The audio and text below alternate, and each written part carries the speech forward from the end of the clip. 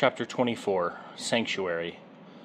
Vuet's facade of calm cracked the moment they stepped into the city. The streets pulsed with people. So many people, rushing about their lives. She hadn't seen another living soul in decades, and her memories of humanity had dulled to a ghostly blur. Now, hemmed in by strangers who neither noticed nor cared for her presence, her senses were overloaded. Tears welled in her eyes and she froze, paralyzed by the thousand impossible impressions hammering in her mind. Rylan forced a smile that didn't reach his eyes and placed a steady hand on her shoulder. There were no words for her grief, no language for the weight of years she had borne in silence, so he let the touch speak. The warmth of his palm, the firm reassurance of his fingers, they stood together in the stream of rushing bodies, unmoving for long, grounded minutes. "Come on," he said gently at last. "Let's get you away from the crowds." He clasped her padded hand and guided her forward. He pretended not to see the tears streaking down her russet cheeks, pretended not to hear the ragged, shuddering sobs she tried to swallow as they pressed through the throngs of people. The city itself was no less overwhelming. Sanctuary was an impossible quilt stitched from 10,000 worlds. Skyscrapers sprawled towards the heavens beside leaning shacks cobbled together from scraps. Towering crystals caught and refracted sunlight with no visible entrances, while colossal steel and stone structures grew like living things into the shape of ships that might sail stars rather than seas. And the people? No, not people, not only people. There was no majority race here, no single tribe or culture in dominance. Humanity was but one thread among countless others.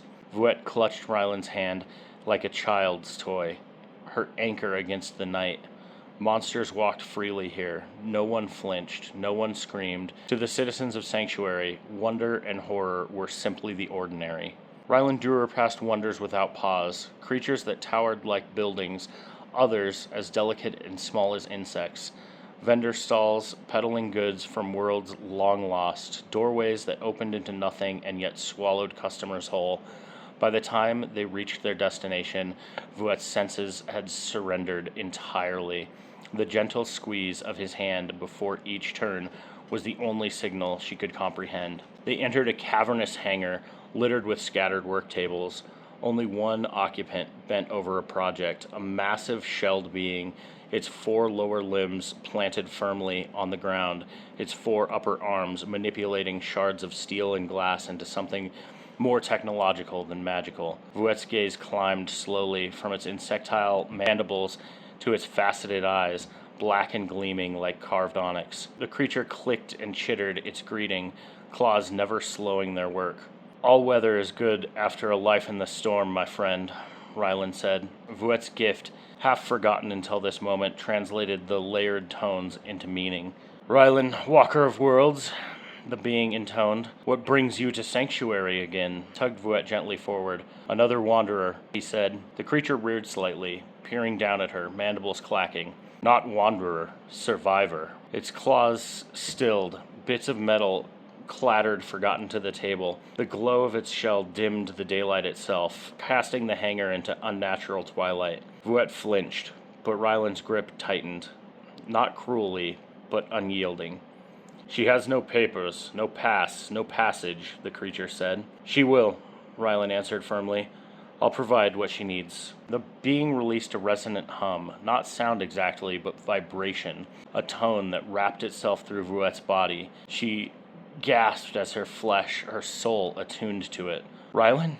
she cried, wrenching at his hand. "What's happening to me?" "He's erasing the mark of your world," Ryland said softly, "attuning you to this one, so you'll never be lost again." Vuet steadied herself and looked at him anew. As the resonance reshaped her core, she felt her soul shift, tethering itself to Sanctuary. Recognition struck in her. This was no ordinary trick. It was deep magic, the kind her ancestors whispered of, stepping beyond the boundaries of a world, if only for a breath. "You see it?" Ryland asked. "I feel it," she whispered, already exploring the new threads of power unfurling within her, some bright and clear, others ephemeral, waiting at the edges of her consciousness. "It feels natural. But you are a wanderer now, like me." Her eyes snapped to his, fury sparking even as wonder lingered. I won't be a shaper. Don't let him erase my world. She tore free from his grasp, fists trembling. No, Vuet. Ryland's head bowed, voice heavy with grief. I erased your world. Her heart braced for rage. Instead, empathy struck her like a blade, sharp and undeniable. The sorrow of shared loss flooded her chest. She saw his pain, his burden, and felt her own reflected back at her. And so the pair stood together, survivor and destroyer, and wept.